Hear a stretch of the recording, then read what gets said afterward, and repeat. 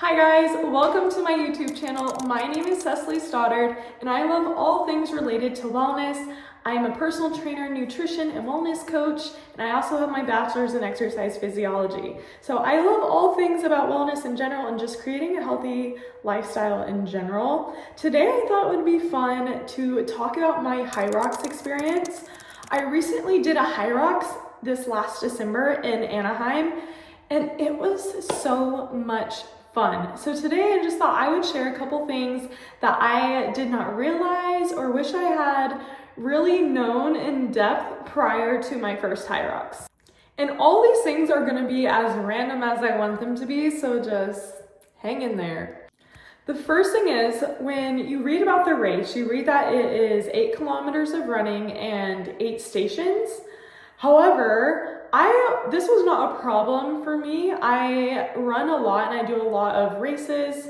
I had trained for a half marathon this year, and so I felt pretty good condition-wise for running, but I do think that this could maybe be an issue for people who do not feel that they are a stronger runner going into HYROX, especially when you are having to run on fatigued legs. By the time I finished the race, I looked down at my watch and I had ran 11 kilometers total. And I knew that the rock zone added to that 8 kilometers. I was not expecting it to be that much. Not that 11 kilometers is significantly more, but if you are not a stronger runner, that may just be something that is good to know ahead of time so that you know to maybe train a little bit more than 8 kilometers. And definitely look into your map and what that looks like prior to going to your race. I think it was very helpful looking at that map and visualizing how many laps you are running, because I know that every course layout is different. So make sure you look at the map when they send it out to you prior and nail down that. The next thing I was not expecting, and this is kind of random, but I was really concerned about not being able to have music or headphones or earbuds or anything like that. I was really scared. Like, music helps pace me. It also just helps keep me pumping, you know? But that was not, I should not have been worrying about that at all, guys. The vibes are insane there. There is a DJ there, which I did not know. And they are playing all the songs you forgot about. They're playing all the new modern music as well. And it is hype. And everyone in the crowds watching you is cheering every single person on. It is just such a fun environment. Seriously, do not worry about not being able to have music. I kind of mentioned this one earlier, but make sure that you are used to training on fatigued legs and running on fatigued legs, because when you are done with each station, you are not going to have rest. Like, you will be going straight into running, and that can very much add up station to station. So be prepared for that level of fatigue. Your legs will be trembling by the end, and the more that you prepare for that in advance, the less that it's going to throw you off guard and feel dreadful when you're in the midst of the race. The next thing that I was not expecting, so prior to going into this HYROX race, I felt very good about my running, and I strength train consistently in general, and so I felt very strong. Like, I felt like I could leg press more than 500 pounds. Like, I felt strong going into it, and I practiced the exercises that I had access to, but there was just some equipment that I did not have. Like, I did not have a sled. I didn't have a turf area in my gym with a sled.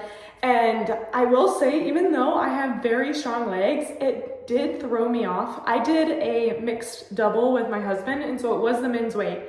I was thrown off by just how heavy that equipment was. So if you can, try to train or very similarly train to the best of your ability. The more specific that you can tailor your training to these exercises, I do think the more helpful. The sled exercises were the ones that caught me the most off guard and that my husband had to help the most with. Another exercise that I had trained for in advance, so the wall balls.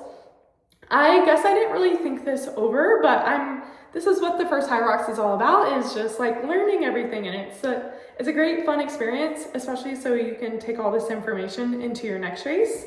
But the wall balls, I was just training with like a normal ball. It was even heavier than the one that HYROX uses.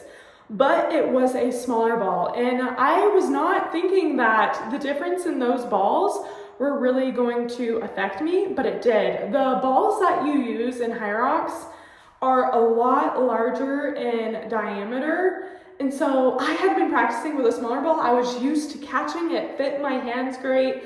And when I got to the HYROX warm-up area, I kind of was a little bit worried because catching that big of a ball where the weight is distributed differently across that size of the ball, it does feel different catching it. And I felt like I almost had to like heave, like that ball is pretty large. So something to keep in mind, if you have a larger ball, don't just think like any old ball works. It does matter. So I was pretty happy with the time we got, especially for our first time and not having all the equipment to train for absolutely everything in a specific manner. But I did feel like everyone always tells you like, okay, don't go too fast on the skiers. Don't run too fast in the beginning. You're gonna get tired. And yes, I totally agree. Do not like full send all your energy and be pooped out on the first one. But I think I let those kind of comments really get to my head, like the holding out mindset. And so when I finished, I felt like each round I was like, ooh, I can't push too hard because then I won't have enough in me. But I did feel by the end of that, I was kind of like, yeah, I could have ran faster there, but I was holding back because I was scared of going too far in. Or I could have probably did this faster, but I didn't want to poop myself out on the rower. So just train for that in advance. See how you're feeling during those kind of exercises. But if you feel you have a little bit in you, don't be afraid to push yourself harder and to really lean into that. Obviously, you know when it's an extreme and you're giving full effort, but do not be afraid to push hard. Something else I think would be super beneficial throughout the entire race, you need to be communicating with your partner because there are going to be changes of plans. So if you plan for splitting up 25%, 25 and alternating, just be prepared. That may change. Your partner may be like, hey, can you start this one? So just be ready to communicate. Something that I also think would be beneficial to do, and you can communicate this as you go in the race too. Whoever is the better runner or who is feeling better should start the exercise and do the first 25%. Then the person who is either not feeling as good or is not as good of a runner does 50% in the middle. And then the person, that gives that person who started time to rest, but they have more to give at the beginning because they're more cardiovascularly ready, if that makes sense. So the beginning gives the person who's worn out time to recover and get ready for the exercise. And then we're utilizing the stronger person's strengths, why can't I say that word? You know what I'm trying to say, to start that exercise. Then that second person does it all in the middle. They can even break it up if they need to, obviously communicate. And then I think it would be beneficial to have the person that started, who is stronger, to finish that last 25% of the exercise. So it's still 50-50. Obviously, change it up to whatever you guys deem you need. It may not always be 50-50. But I do think it's beneficial having the stronger runner or the person that feels better starting and ending so that the weaker person is getting a break in the beginning and a break before they have to go back in. And the other person is strong enough to handle that cardiovascularly. The next thing that I was so glad, and maybe this is kind of random, but I feel like I always see people wearing black. And Jarrett, my husband, and I, we were gonna wear black, and then last minute before the day before, I was like, I found a blue color like this, and I was like, we should wear blue, and then we wore black bottoms, and when we got there, I was so glad that we actually hadn't worn all black because I would say like 85% of the people were wearing black, and maybe that's just how it was in my experience, but it was very nice during the race because you can run one behind each other to just be able to glance and see my partner there, or for my partner to glance and see me. And I'm not trying to distinguish who wearing black clothes is mine, you know? So I was very glad that we actually had not worn black. And I think next time, I think it would be fun to even wear really bright colors again. The next thing is I was not prepared for like the post HYROX sadness, which I guess that just means you have to sign up for another race. But it's like all your training that you put into is just like suddenly over. So that was a little bit sad, but like I said, it's fun because I want to do another one now, and I know the things I learned from my first race that I want to improve on going into my second race. The next thing that I didn't know about, I actually learned when we went to check in. The guy checking us in was like, "Is this your first HYROX?" I was like, "Yes, I'm really excited." And he was like, "That's awesome." And I asked him, I was like, "Have you done a HYROX before?" And he was actually like, "No, like I'm volunteering today so that I can get a free race in the future." And I did not know that. And had I known that, I think it would have been very fun to be able to volunteer one of those days in that weekend that the race was being held, because you're only racing one of those days. And as long as you volunteer for one of those days, you're eligible for that. And especially where I want to do another one in the future now, I think I would definitely utilize the day after my race, if I was able to volunteer and earn another one, because honestly, they are not the cheapest races on earth. Another thing I would make sure of is that it can be, when the rush of everything going around you, it can be very easy to get kind of like tunnel visioned. And so when we entered the tunnel for the rowers, there was a long string of empty rower machines with one person on the end. And so usually like you run down to the first next available machine. The person pointed to go straight down, and then there was a judge standing there and his arm was out like this. I did not know his arm was out like this for me to go around him and turn. And I did not even see that there was a whole nother set of rower machines.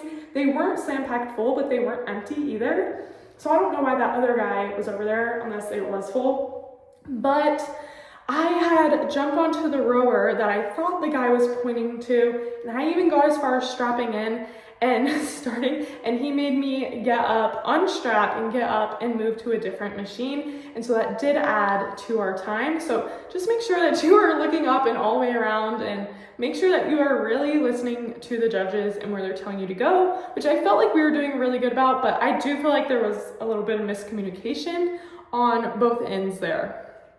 And with that said, just be mindful that it is very easy to gain seconds and even minutes doing transitions and stuff like that, like unstrapping your feet from the rower, especially if you're alternating a lot. If you have not practiced your transitions of switching the sandbags, find what works for you guys and practice your transitions so they are as seamless and don't take up a lot of time, because seriously, those things do add up.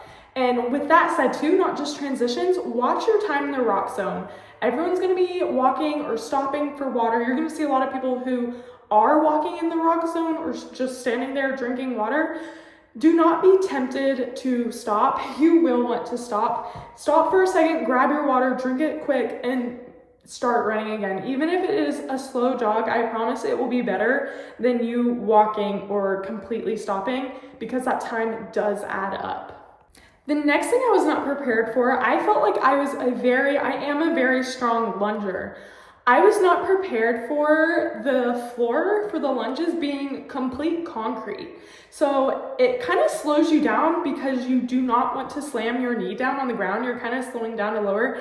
And because you are slowing down on that lowering, it is working your muscles in a more challenging way. So it is a little more fatiguing that way. But yeah, I was not expecting the concrete ground. So just be aware of that. And then the same thing for the sled pushes and that. You are pushing on carpet, and I know in some videos that I've watched, some people's not all carpets are created equal. Sadly, I've seen people have ones that bunch up, so keep that in mind. But anyways, that's all the tips I have off the top of my head for advice that I wish I knew before going into my first HYROX. I felt like I watched so many videos and I love hearing people's advice. So what was something you noticed when you did your first race? I would love to hear about it. Or if you're signed up for a race, drop where you're racing below. I'd love to hear, and let's keep in touch. I love to connect with people that also love doing HYROX races. And I'll see you guys next time. Follow along, subscribe, and stay tuned.